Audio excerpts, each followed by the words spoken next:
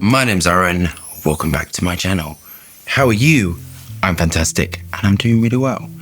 And today I'm reviewing Cherry Oud by Guerlain Paris. This is £290 for 100ml and has an intensity rating of 4, unveiling its most ravishing crimson facets. Black oud wood, my oud is brown, dark brown. It's lacquered with cherry red note between black and red. A potent new factory hue is exalted through a duo of roses at the fragrance's heart, composed of honey-toned Turkish rose absolute and Bulgarian rose essence. Caressed by a dark leather accord, the rose darkens and falls under the scandalous charms of oud. A vibrant, charismatic encounter between mysterious black and powerful red. I think that's been translated by Google Translate. Do we have a balls of Cherry Oud? Are we engaged with the high self? Let's get testing. So I love this house. Everything I've tested, I've really enjoyed. I don't think there's been one I haven't. Can't remember. Have a look at the atomizer. So it has a Guerlain thing about it. And that's what I'm starting to notice, that Guerlain has a way they structure a fragrance, has a definite thing about it, and French Perfumery has a definite thing about it as well. They use a lot of cedarwood and sandalwood like raw materials at their base, even in the citruses actually.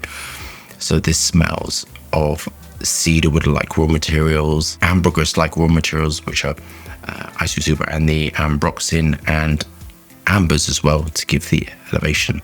It said intensities 4. Hedione based, and Hedione based formulas are much more light and airy, so this is giving you lightness, elevation, floral aspects to this. This is quite floral leading. Phenyl ethyl alcohol, vanillin, ionones, fruit raw materials, and wood-like raw materials. Musks as well, wood musk to it. So this is giving you woody, cherry, fruit.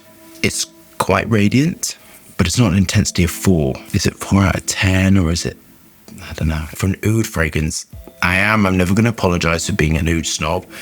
I'm never going to apologize for being who I am ever. And I love oud, and I kind of take my time with my oud fragrances, and I really enjoy working with oud.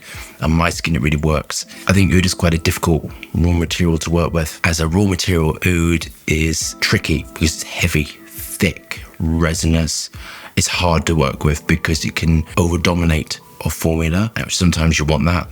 I don't really like that. In some of the fragrances I have reviewed have been overly dominant in oud. Sometimes they can be subtle in oud, which is depending on the concentration. I think everything's been handled perfectly within this, but it's kind of, maybe it's me, but I would have loved a sweeter aspect to it, and I kind of think that's a little bit missing. It's got a lot of floral aspects, lily of the valley raw materials, the floral aroma chemicals of phenyl ethyl alcohol, etc., and the wood-like raw materials to give it a woody finish. But I would have loved a little bit of sweetness to it. It has a bitter, metallic nature to it, which you expect with sort of oud fragrances. And there's the naturals, the balsams, the patchouli, the cyprol. It's helping to give it darkness to it, and it's quite mysterious smelling. Onto my final thoughts. This is going to be the first Guerlain fragrance. I'm not going to like all of them, which isn't for me, and that's absolutely fine. But I thought Cherry Oud, I have quite a lot of these. This, I think it's a new range, and I don't know, I kind of didn't know what to expect. I kind of was thinking it was going to be sweet Cherry Oud. Maybe that's because that's what I would have done. Maybe because that's what I was expecting the name. It kind of smells like woody, smoky oud with some cherry in it. Lots of ionones in it, which is giving it that sort of woody, violety thing to it. But it's kind of not doing it for me, which is fine, as I said. On a plus side, I think it's a vibrant, clean, smells finished and complete. But as I said, I would have liked this sweeter. I kind of would have liked it sweetened in this aspect. Personally, I would have loved some ethyl maltol, and I would love some ylang ylang. We're smelling ylang ylang downstairs.